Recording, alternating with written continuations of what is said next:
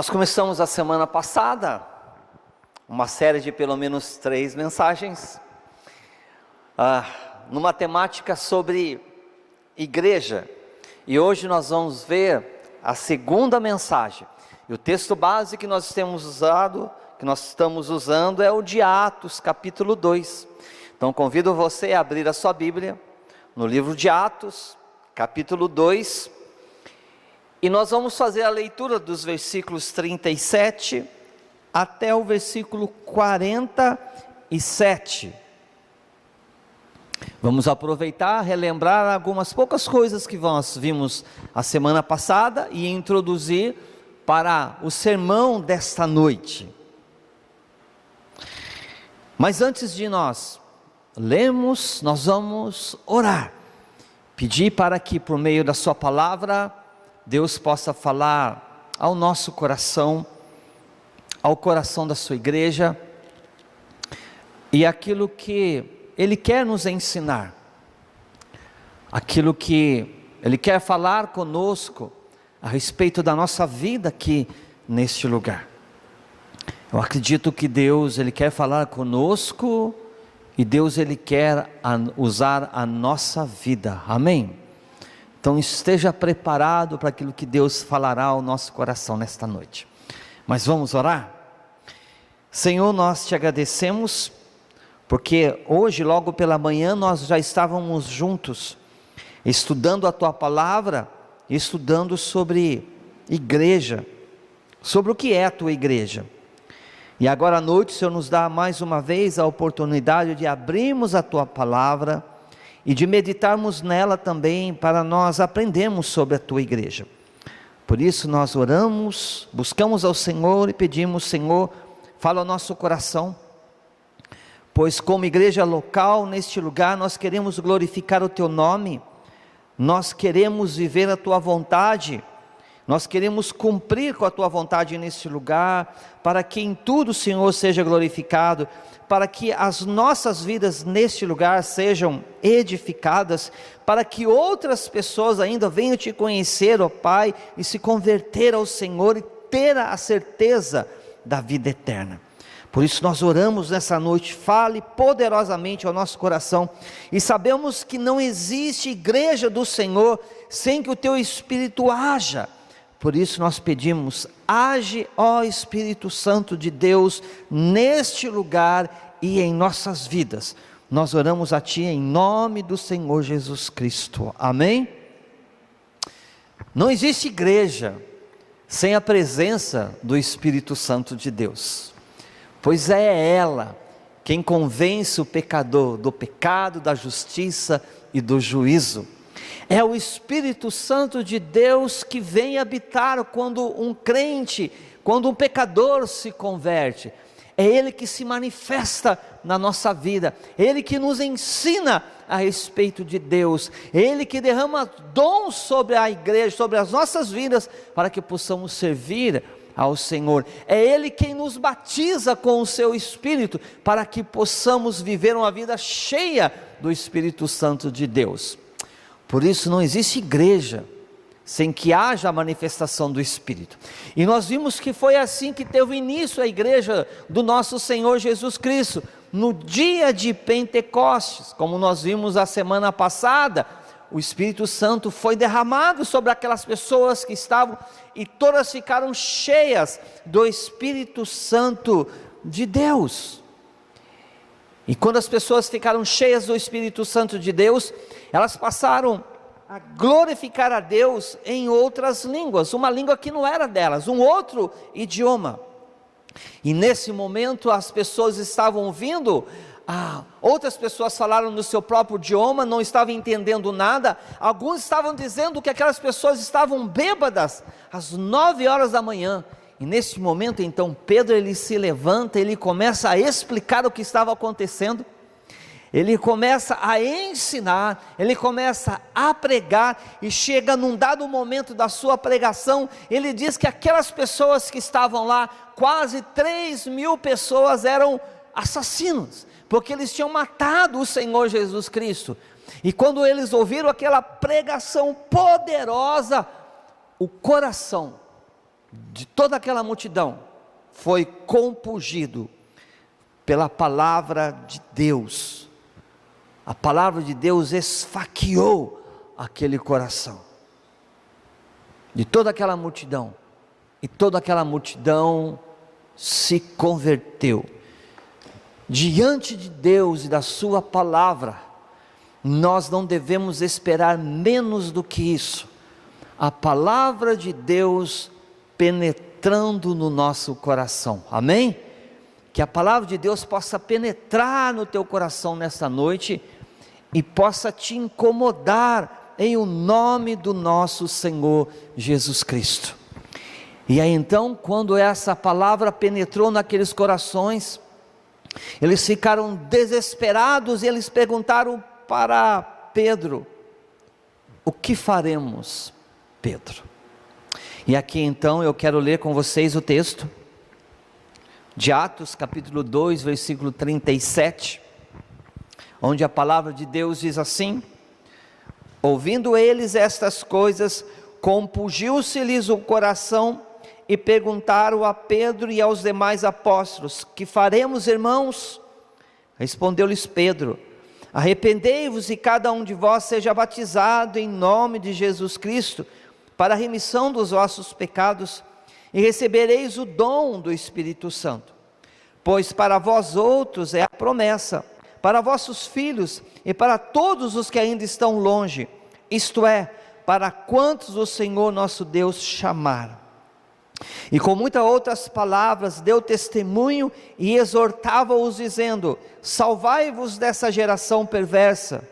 Então os que lhe aceitaram a palavra foram batizados, havendo um acréscimo naquele dia de quase 3.000 pessoas, e perseveravam na doutrina dos apóstolos, e na comunhão, e no partir do pão, e nas orações, e em cada alma havia temor, e muitos prodígios e sinais eram feitos por intermédio dos apóstolos. Todos os que creram estavam juntos e tinham tudo em comum, vendiam as suas propriedades e bem, distribuindo o produto entre todos, à medida que alguém tinha necessidade. E diariamente perseveravam unânimes no templo, partiam o pão de casa em casa, e tomavam as suas refeições, e com alegria e singeleza de coração, louvando a Deus e contando com a simpatia de todo o povo. Enquanto isso, acrescentava-lhes o Senhor dia a dia os que iam sendo salvos. Como o texto ele nos ensina, depois que Pedro lhe pregou, o coração de toda aquela multidão foi compungido. E nesse momento eles se converteram a Cristo Jesus, eles se arrependeram dos seus pecados, e eles foram salvos. E eles desceram as águas do batismo, eles foram batizados, e eles receberam o dom do Espírito Santo, eles receberam a salvação. O Espírito Santo passou a habitar neles, eles foram mergulhados, batizados no corpo de Cristo, eles se tornaram filhos de Deus, eles se converteram. E hoje pela manhã nós estávamos estudando sobre a igreja, e a palavra para a igreja no original grego é eclesia. E o que significa esta palavra? Assembleia. Uma reunião das pessoas que Deus chamou para si. Então todas as pessoas que Deus chamou para a salvação, todas as pessoas que o Senhor chama do mundo para Ele, os pecadores, perdoa os seus pecados, Ele reúne essas pessoas, formando por meio dessas pessoas, que Ele mesmo chamou e salvou, uma grande assembleia, que é denominado igreja, a igreja do Senhor Jesus Cristo. O Senhor chamou e convocou toda aquela multidão, de quase 3.000 pessoas. Esses foram os nossos primeiros irmãos. Aquela multidão de 3.000 pessoas se converteram numa única pregação. A pergunta que não quer calar é: e agora? como aquelas pessoas iriam viver. Elas viviam no mundo, pecadoras, distantes de Deus, e agora o Senhor Jesus Cristo, por meio da pregação, do poder do Espírito, salva aquelas pessoas, chama aquelas pessoas do mundo para perto de Deus, reúne aquelas pessoas, e a pergunta é: e agora? Como aquelas pessoas elas vão viver? E agora, como nós devemos viver, uma vez que Cristo nos salvou, uma vez que nós fomos chamados por Cristo para fazer parte deste ajuntamento, desta igreja, desta assembleia? Como que nós devemos viver? Devemos continuar a viver a vida que nós vivíamos antes sem Cristo? Ou a nossa vida deve ser diferente? Será que há algum propósito de Deus para nós agora, pelo fato dele ter nos chamado para uma nova vida, dele ter perdoado os nossos pecados, ou devemos continuar a viver com o nosso ritmo, vivendo da mesma maneira sem Cristo? Será que Cristo na nossa vida de fato faz diferença? Será que de fato a palavra de Deus ela tem impactado o nosso coração de tal maneira que nos desperta para um novo viver? Bem, como será que essas pessoas, a partir desse momento, elas passaram a viver?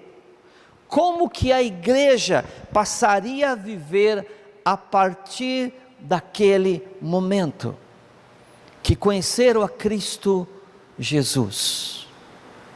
Eu me lembro até o dia de hoje, quando Cristo Jesus ele me resgatou, a mudança que ele fez na minha vida, a mudança de direção que ele fez na minha vida, a mudança de propósito que ele operou no meu coração. E foi muito claro para mim, isso foi muito forte, e foi muito contundente isto na minha vida. Eu acredito que você também tem a sua experiência com Deus, mas quando Deus ele chama, a nossa vida ela sofre uma mudança, amém, queridos? Precisa mudar, precisa mudar. Uma coisa é a vida do mundo sem Cristo, agora outra coisa é a vida com Cristo, é o entendimento da vida que nós devemos ter agora como igreja do Senhor Jesus Cristo. E nesse texto que nós lemos, a partir do verso de número 42, nos fala, nos ensina sobre a maneira que esses nossos irmãos, eles passaram a viver. E eu quero ler novamente com vocês a partir do versículo 42, agora nos atentando para esse novo modo de viver que esses nossos irmãos passaram a ter. Veja bem, depois que eles foram salvos, verso 42, eles perseveravam na doutrina dos apóstolos, e na comunhão, no partir do pão e nas orações, e em cada alma havia temor, e muitos prodígios e sinais eram feitos por intermédio dos apóstolos. Todos os que creram estavam juntos, e tinham tudo em comum, vendiam as suas propriedades e bens, distribuindo o produto entre todos, à medida que alguém tinha necessidade. Diariamente perseveravam unânimes no templo, partiam pão de casa em casa, e tomavam as suas refeições com alegria e singeleza de coração, louvando a Deus e contando com a simpatia de todo o povo. Enquanto isso, acrescentava-lhes o Senhor dia a dia os que iam sendo salvos. Ao olhar esse texto, é comum nós encontrarmos pelo menos 5 pontos ou propósitos que fundamentam o novo viver e que dão direção para a vida da igreja. E nós vemos que esses nossos irmãos, eles perseveravam na doutrina, no ensino da palavra de Deus. Eles perseveravam na comunhão, eles aprenderam a viver na comunhão entre os irmãos. Eles aprenderam a servir uns aos outros. Eles serviam na igreja. Eles adoravam a Deus. Eles louvavam a Deus. E uma vez que eles tinham conhecido Cristo Jesus, estavam aprendendo do Evangelho, eles proclamavam Cristo Jesus. Eles proclamavam o Evangelho, eles faziam evangelismo, eles pregavam para que as pessoas elas fossem salvas. Ensino, comunhão, serviço, adoração e evangelismo. Esse foi o novo estilo de vida desta igreja. Eles passaram a vivenciar tudo isso daí. E isto então marcava a vida da igreja. E esta igreja, porque estavam sendo fundamentadas nesses pontos, ela tornou-se uma igreja viva. Ela tornou-se uma igreja dinâmica. Ela tornou-se uma igreja que vivia e que experimentava do poder de Deus. E todos esses elementos que nós acabamos de ver agora, que fazia parte desta igreja, hoje também nós podemos desfrutar. Nós podemos ser uma igreja dinâmica como esta igreja que era. Nós podemos ser uma igreja viva como esta igreja que um dia foi, porque elas perseveravam na doutrina, na comunhão, no serviço, na adoração e no evangelismo. E olhando para esse texto, eu quero nesta noite compartilhar com vocês 4 características desta igreja viva aqui. 4 características que podem fazer parte da nossa vida. 4 características nessa noite que pode fazer parte da sua vida. E que se fizer parte, vai fazer toda a diferença. Amém? Apenas 4 características. E a primeira delas é a perseverança na doutrina. O verso de número 2 diz assim que: e perseveravam na doutrina dos apóstolos. Eles tinham acabado de se converter. Era um momento de transição do judaísmo para o cristianismo. E os discípulos do Senhor Jesus Cristo estavam ali com eles.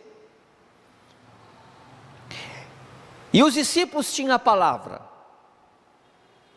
E o Senhor Jesus Cristo tinha depositado a confiança e o ministério desses apóstolos para poder ensinar a sua igreja. Então todas aquelas pessoas que tinham acabado de se converter, elas se voltavam para os apóstolos, e essa multidão passou a receber o ensino dos apóstolos. Lembrando de que ainda neste momento não havia o Novo Testamento escrito. Não havia a Bíblia, o Novo Testamento, como hoje nós temos, de modo que eles pudessem abrir e ler. O que eles tinham em mão? Somente o Antigo Testamento. Mas o Novo Testamento ainda não. Então tudo aquilo que eles precisavam saber para esse novo viver, eles tinham que receber dos apóstolos. Era dos apóstolos que eles tinham que receber o ensino. Então eles tomaram uma atitude de perseverarem junto dos apóstolos, para receber dos apóstolos a doutrina que iria agora dirigir a vida deles como a igreja do Senhor Jesus Cristo. Então a igreja do Senhor Jesus Cristo passou a ser edificada e fundamentada na doutrina dos apóstolos. E quando falamos da doutrina dos apóstolos, não estamos falando da doutrina daqueles que hoje se levantam como apóstolos e não são apóstolos. Apóstolos foram esses que o Senhor Jesus Cristo chamou e confiou a eles o ensino da igreja. E foi isso que toda essa multidão fez. Mais de 3.000 pessoas, constantemente, se voltavam juntos para ouvir, para aprender, para serem ensinados pelos apóstolos. Eu quero que você abra junto comigo a sua Bíblia em Efésios. Efésios capítulo 2. Versos 20 a 22. A palavra de Deus diz assim, Efésios 2, 20 e 22, a palavra de Deus diz assim: edificados sobre os fundamentos dos apóstolos e profetas, sendo Ele mesmo, Cristo Jesus, a pedra angular, no qual todo edifício bem ajustado cresce para santuário dedicado ao Senhor, no qual também vós juntamente estáis sendo edificados para a habitação de Deus no Espírito. Verso 20, edificados sobre o fundamento dos apóstolos. Aqueles irmãos, ao se voltarem para os apóstolos, ao perseverarem na doutrina, eles estavam sendo edificados sobre os ensinos dos apóstolos, sobre os fundamentos dos apóstolos. Como vimos hoje pela manhã, Cristo Jesus é a rocha. Cristo Jesus é a rocha que Ele mesmo edificou a sua igreja. Mas a sua igreja, ela foi fundamentada na doutrina dos apóstolos. Jesus ensinou os apóstolos. Os apóstolos foram inspirados por Deus para ensinar e edificar a igreja do nosso Senhor Jesus Cristo. Mas chegou um dado momento em que os apóstolos, eles, conforme a idade, eles começaram a morrer. E como ficou a igreja do Senhor Jesus Cristo? Nesse tempo em que os apóstolos estavam ensinando a igreja, nesse tempo em que os apóstolos estavam doutrinando a igreja, o próprio Espírito do Senhor estava derramando os dons sobre a igreja. E o Senhor levantou muitos homens como pastores, e o Senhor levantou muitos homens como profetas, o Senhor levantou muitos homens com um dom de ensino, o Senhor levantou muitos homens com um dom de mestres. A partir do momento em que os apóstolos começaram a doutrinar a igreja, a partir do momento em que os apóstolos começaram a ser inspirados para escrever o Novo Testamento, agora a igreja já podia contar com outros homens para pastorear a igreja. E foi aí então que Paulo, ele escreve ainda em Efésios, e agora eu quero ler com vocês o texto do capítulo 4 de Efésios. Efésios capítulo 4, versículos 11 e 12, Efésios 4, 11 e 12, a palavra de Deus diz assim: e Ele mesmo concedeu uns para apóstolos, outros para profetas, outros para evangelistas e outros para pastores e mestres, com vistas ao aperfeiçoamento dos santos, para o desempenho do seu serviço, para a edificação do corpo de Cristo. Então esta igreja, ela passou a ser edificada sobre os ensinos dos apóstolos, mas à medida que os apóstolos eles iam saindo, outros homens iam se levantando para ensinar a igreja, e a igreja depois de um tempo passou a ser edificados e aperfeiçoado por meio de mestres, por meio de pastores, por meio daqueles que têm o dom de ensino, por meio daqueles que ensinava a igreja. E é por isso que nós chegamos até o dia de hoje, porque a palavra que um dia os apóstolos ensinou para a igreja, chegou até os dias de hoje. Por meio de quem? Por meio do Espírito Santo do Senhor, usando, levantando pessoas para ensinar a igreja. E à medida que esses nossos irmãos se voltavam e perseveravam, a vida deles passou a ser baseada na palavra de Deus. Igreja, a nossa vida ela precisa ser baseada na palavra de Deus. O mundo tem os seus conceitos, o mundo tem a sua filosofia, e nós temos a palavra de Deus. Posso ouvir o amém? Nós temos a palavra de Deus. A base toda para a nossa vida deve ser a palavra de Deus, e ali eles estavam perseverando, eles estavam aprendendo de Deus, eles estavam aprendendo a respeito de Cristo Jesus, eles estavam aprendendo a vida que eles tinham que viver, e os apóstolos estavam ensinando eles, e eles não largavam mão disto, eles não se desviaram, e por isso também nós não podemos largar mão. O ensino é algo importante para a nossa vida. Se você entende de que fazer uma faculdade é algo importante, se você entende que fazer um curso é algo importante, se você entende que aprender uma lição é algo importante, a palavra de Deus, ela é mais importante do que qualquer coisa que você possa aprender, porque a sua vida depende da palavra de Deus. Por vezes eu falo para as minhas filhas, vocês precisam ter o coração preparado, e eu digo para elas, vocês são inteligentes, vocês passam a reconhecer a habilidade que vocês têm, mas isto não é tudo, porque se o coração de vocês não tiver a palavra de Deus, vocês podem pôr tudo a perder,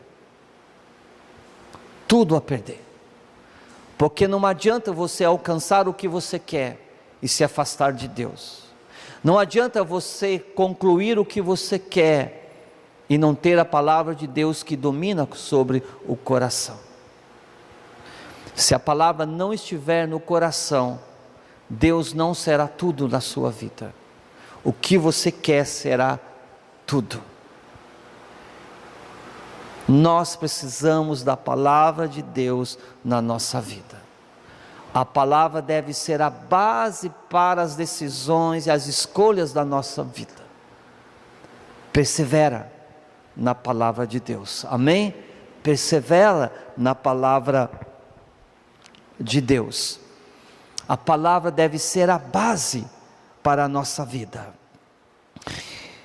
E não somente isto, uma segunda característica que nós podemos observar aqui, é que esses nossos irmãos, ainda no verso 42, ele diz assim, e perseveravam na doutrina dos apóstolos e na comunhão. Eles estavam perseverando na comunhão. Uma coisa é a vida no mundo, outra coisa é aprender a viver como igreja do nosso Senhor Jesus Cristo. Eu me lembro que quando eu me converti, antes de eu me converter, eu tinha minha turma, Eu tinha o meu grupo de amigos, de pessoas que eu andava. Eu tinha o meu grupo de pessoas que eu saía. Eu tinha uma turminha que andava de moto comigo. Eu tinha uma turminha que viajava. Eu tinha uma turminha que a gente saía à noite. Eu me relacionava com essas pessoas. E quando eu me converti, alguma coisa tinha que ser diferente na minha vida. Eu não podia continuar a participar da vida deles e com eles, porque a vida deles e com eles era uma vida mundana, não era uma vida que era agradável a Deus. Agora o Senhor Jesus Cristo, Ele passou a me ensinar sobre a comunhão dos santos, a diferença que existe entre a vida do mundo e a vida da igreja, e a vida da Assembleia dos Santos. E eles tiveram que aprender aqui também. A partir do momento que eles se converteram, eles se voltaram para aprender a viver a comunhão com os salvos, porque agora ali eram todos convertidos. Eles tinham acabado de aceitar Cristo Jesus como seu Senhor e Salvador. Agora eles passaram a aprender a viver. E agora como é que se vive como salvo? Eu não sei se você já fez essa pergunta. E agora como é que se vive sendo uma nova criatura? E agora como é que se vive sendo filho de Deus? Como é que se vive? Posso eu viver da mesma maneira? Alguma coisa deve mudar na minha vida ou não? Sim, deve mudar. A vida deve ser totalmente diferente daquela que você vivia sem Cristo na sua vida, pois agora você faz parte da igreja de Cristo Jesus, da igreja da Assembleia dos Santos, das pessoas que são separadas por Deus para uma nova vida. E eles começaram a compartilhar desta nova vida um com o outro, e eles compartilhavam da alegria da salvação. Você ainda se alegra com a salvação de Cristo Jesus? Você ainda vibra com a salvação de Cristo Jesus na sua vida? Esta alegria a gente não pode perder, irmãos. Aquilo que a palavra de Deus nos fala que é esse primeiro amor, essa alegria de viver a salvação em Cristo, a alegria de não estar no mundo, mas de estar junto com os irmãos, e de viver na companhia, de partilhar das mesmas coisas santas. E eles começaram a ter alegria daquilo que é santo. Eles passaram a ter alegria daquilo que vinha da parte de Deus. Então o mundo já não mais interessava para eles. O que interessava era estar junto e compartilhar dessa nova vida. E olha só o que o texto ele diz no verso 46: e diariamente perseverai-vos unânimes no templo, partiam pão de casa em casa e tomavam as suas refeições com alegria e singeleza de coração. Era um junta-panela aqui, parecia que não tinha fim. De certo havia muito pão com linguiça aqui, muito açaí no calor, era muito. As pessoas estavam juntas, elas tinham alegria. É que naquele tempo não tinha o WhatsApp, mas se tivesse, era uma mandando mensagem para o grupo do outro, dizendo: nós vamos nos encontrar na casa de fulano e nós vamos estar lá. Nós vamos passar um tempo juntos lá. Alegria, comunhão, compartilhar dessa nova vida. E se pergunta: mas e o mundo? O mundo você deixou para trás. E a alegria do mundo? Não existe alegria no mundo só tem desgraça. No mundo só tem pecado, no mundo só tem perversidade, o mundo é contra Deus. A alegria do coração agora é aqui, no meio dos santos. Mas talvez você pergunte assim: mas o que eu faço com aquelas pessoas que eu conheci no mundo? Você será testemunho para a salvação, amém? Testemunho, e não prazer mundano no coração, testemunho. A alegria deve estar entre os salvos. Se alguém se alegra com o mundo e com as coisas do mundo, algo está errado no coração. A alegria agora deve ser com aquilo que Deus preparou para nós, de modo que o coração possa desfrutar. O Espírito Santo se alegra com isto. O Espírito Santo se alegra quando os filhos de Deus desfrutam das coisas de Deus. O Espírito Santo de Deus não conduz uma pessoa que é convertida para desfrutar das coisas do mundo, mas o Espírito Santo de Deus conduz os filhos de Deus para desfrutar daquilo que é santo e ter alegria naquilo que é santo. E eles estavam perseverando, e eles compartilhavam desta alegria, da alegria da salvação. Uma igreja viva, ela compartilha da alegria da salvação, é alegre, tem aquele entusiasmo dentro. Você é assim? Você é uma pessoa entusiasta, por causa daquilo que Cristo fez na sua vida? Você é alegre? Nós precisamos ser. Porque Cristo Jesus, Ele morreu no nosso lugar, para perdoar os nossos pecados, e isto basta para nós, para encher o nosso coração de alegria. E nesta comunhão, eles se alegravam com isto, se alegravam em estar juntos, não era chato. E gente, na comunhão dos santos, não deve ser um ambiente chato, mas deve ser um ambiente de edificação, e deve ser um ambiente que deve proporcionar alegria no coração, amém? Assim que eles viviam, uma igreja viva. E o texto diz assim no verso de número 44 e 45: e todos os que creram estavam juntos, e tinham tudo em comum, e vendiam as suas propriedades e bens, distribuindo o produto entre todos, à medida que alguém tinha necessidade. A comunhão que havia entre eles, não era somente de comer um pão com linguiça, de tomar um açaí, mas um olhava para a vida do outro, e quando havia necessidade, havia um coração propenso em ajudar.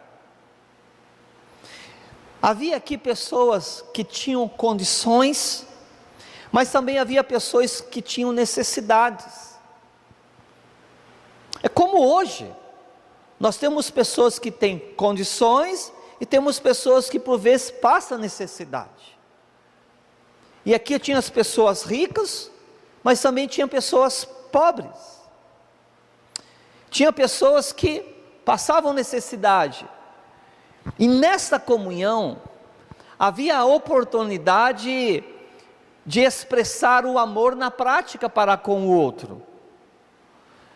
E aqueles que muitas vezes tinham condições, chegavam a vender o seu terreno, chegavam a vender a sua chácara, chegavam a vender o seu sítio, chegavam a vender a sua propriedade, chegavam a vender o seu campo, para poder ajudar aquele que tinha necessidade.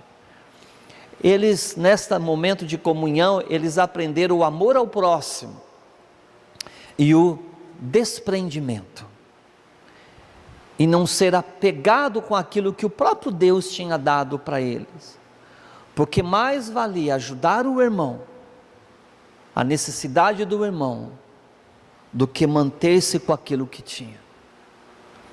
Generosidade.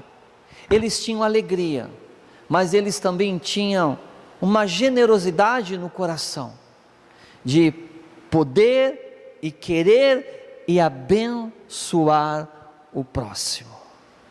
Era uma igreja viva, era uma igreja dinâmica.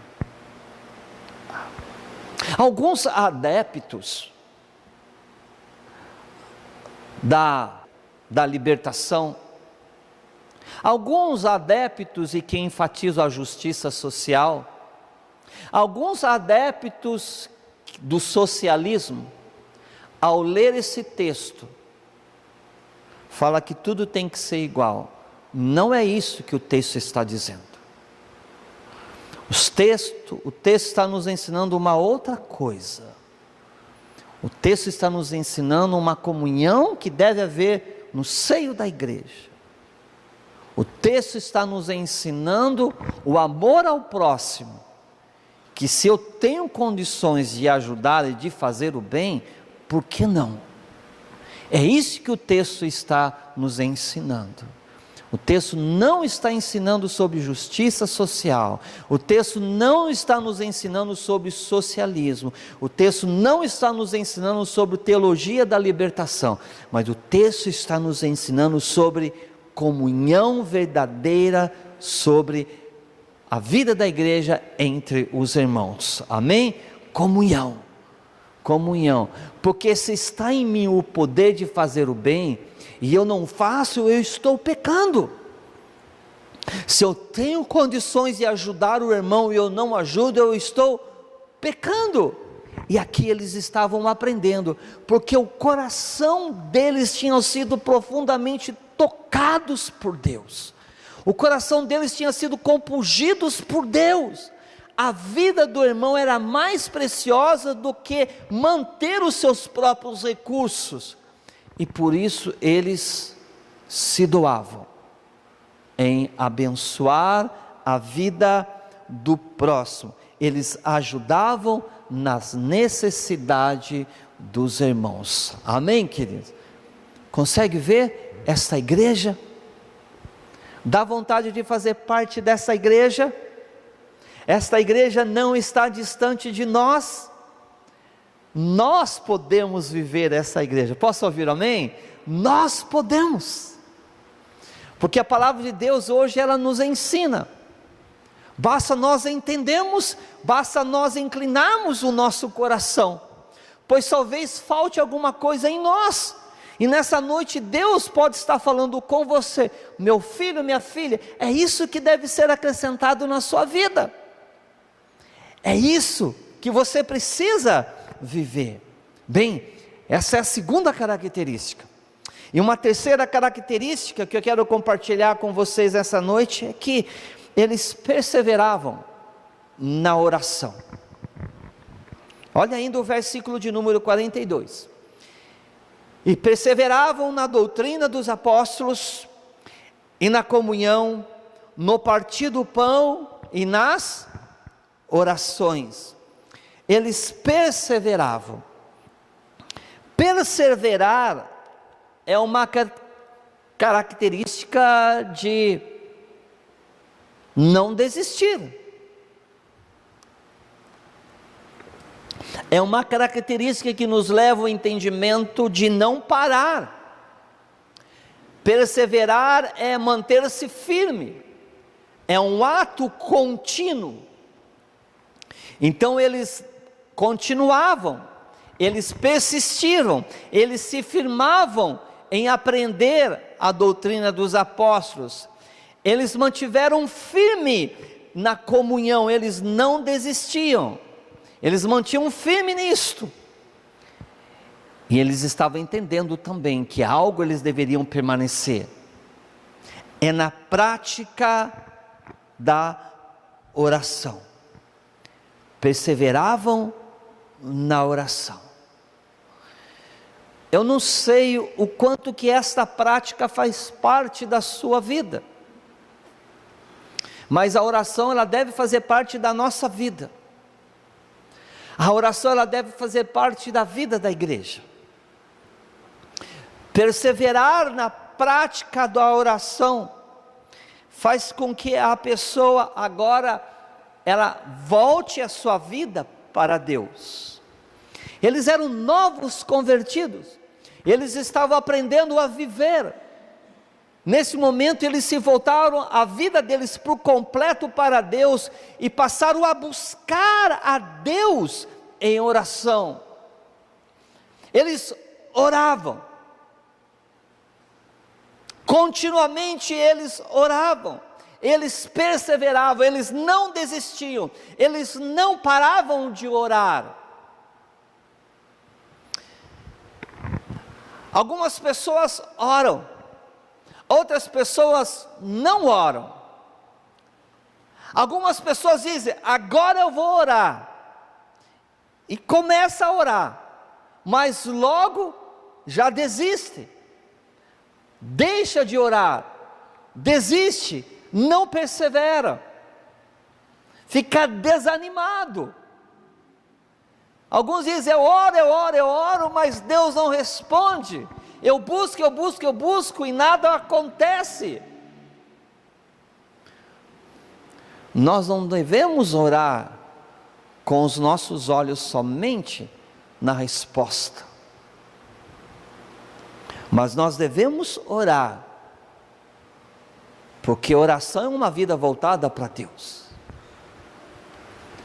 E Deus espera que a gente ore. Paulo, ao escrever a Tessalonicenses, ele diz, orai sem cessar. Nós devemos orar continuamente. A Deus não responde, eu nem vou mais orar. Não é assim. Oração é o entendimento de que a vida deve estar voltada para Deus. Mas não somente a isso, não somente uma vida voltada a Deus, mas a oração é um sinal de dependência a Deus. Por que você deve orar? Porque você deve viver uma vida totalmente dependente de Deus. Se você não ora, você está dizendo, eu me basto. Se você não ora, você está dizendo, eu sou autossuficiente, eu não preciso de Deus. Mas se você entende quem Deus é, e quem você é, você vai entender que você precisa de Deus, que você é fraco, que você é pequeno, que o seu coração é pecador, e você precisa dele na sua vida. Então você volta a sua vida para Deus e passa a viver em total dependência a Ele. Sabe por que você tem que orar? Porque você é pequeno. Você sabe por que você tem que orar? Porque você não consegue. Sabe por que você tem que orar? Porque você é falho. Sabe por que você tem que orar? Porque você limita, você tem os seus limites. Sabe por que você tem que orar? Porque você depende de Deus. Dependência de Deus. O nosso coração depende de Deus. Amém? Depende. Mas se você não ora, e você não tem uma vida de oração, você está dizendo, eu não preciso de Deus na minha vida. E essa igreja é uma igreja que estava perseverando na oração. Era uma igreja que dependia exclusivamente de Deus. E uma quarta e última característica. Olha o que nós encontramos no versículo de número 43. Em cada alma havia temor, e muitos prodígios e sinais eram feitos por intermédio dos apóstolos. Eles perseveravam na doutrina, eles perseveravam na comunhão, eles perseveravam na oração, e havia algo no coração deles: temor a Deus. Temor de Deus. Temor. Essa é uma das coisas que nós precisamos aprender nesses dias. Temor. O temor leva o homem a ter reverência a Deus. Temor. Eles temiam a Deus. Era uma assembleia dos santos. Era uma assembleia dos salvos, aonde Deus ele se manifestava. Era uma assembleia dos salvos aonde Deus falava por meio dos apóstolos, e eles temiam a Deus, pelo fato de que aquela reunião que eles tinham não era qualquer reunião, era a igreja do Senhor Jesus Cristo que estava se reunindo, e Deus falava no meio do povo, e eles temiam no coração. A voz de Deus é poderosa. A voz de Deus é poderosa. E quando Deus fala, nós devemos tremer, nós devemos temer, porque é o Deus Criador dos céus e da terra, falando com o seu povo que Ele acabou de redimir. Não é a voz do homem, mas é a voz de Deus. E eles temiam ao Senhor.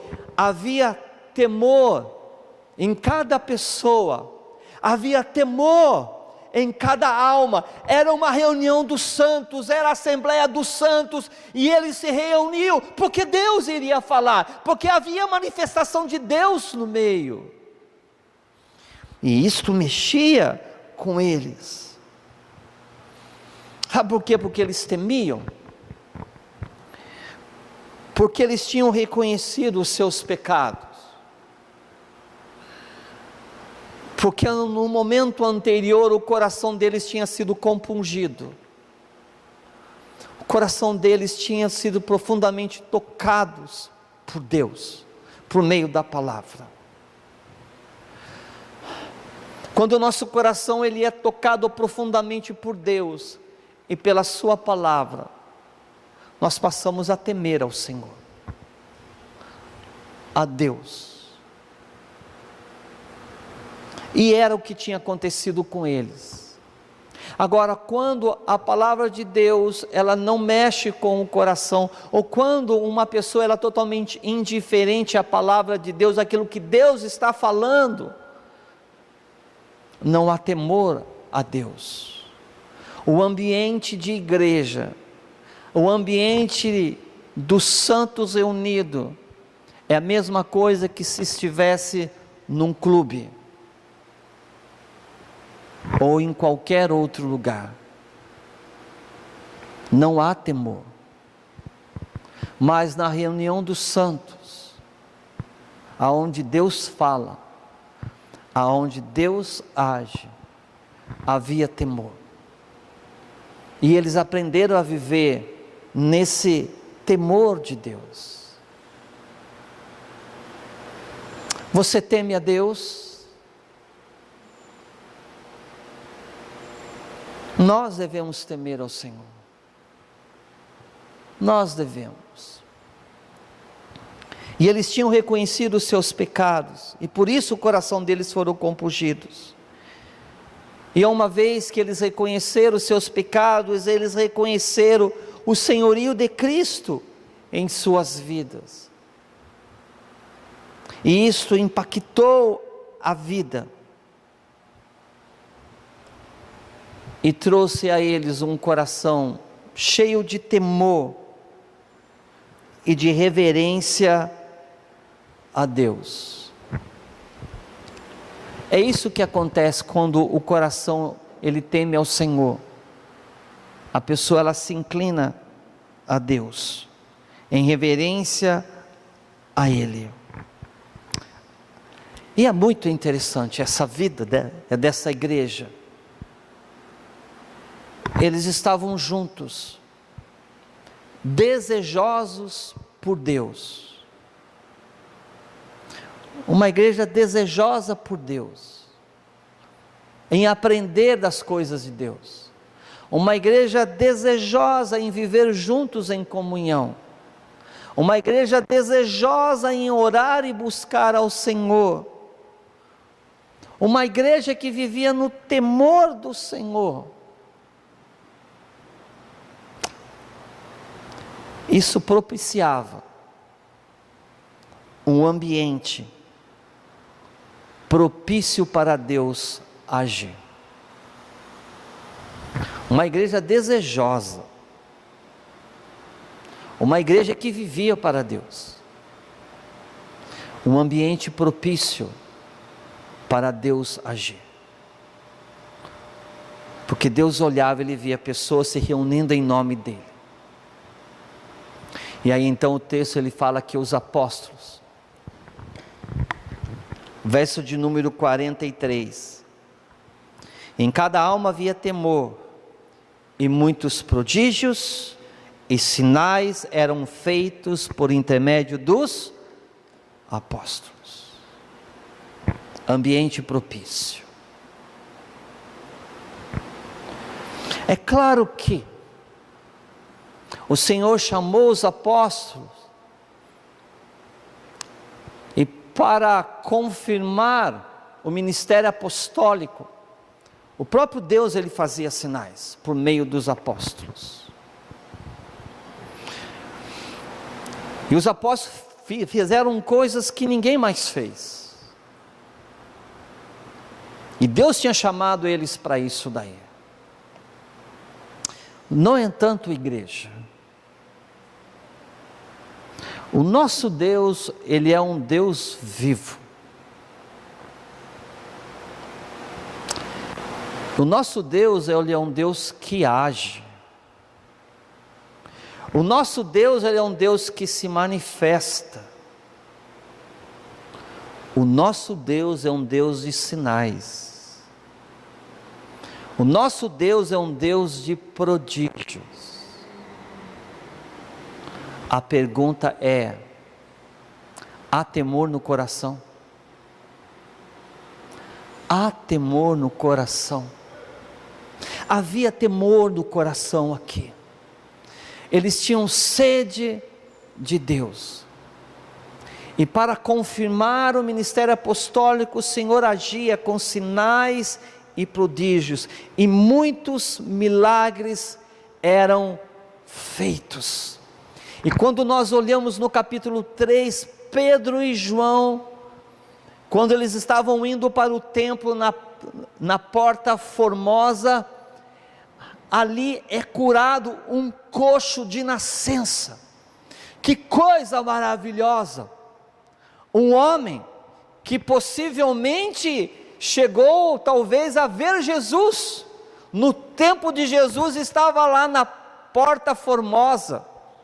E quando nesse momento Pedro e João ele passa por lá, esse homem pede para eles uma esmola. E o que Pedro e João dizem: nós não temos prata ou ouro, mas aquilo que nós temos nós te damos. Levanta em nome do Nazareno.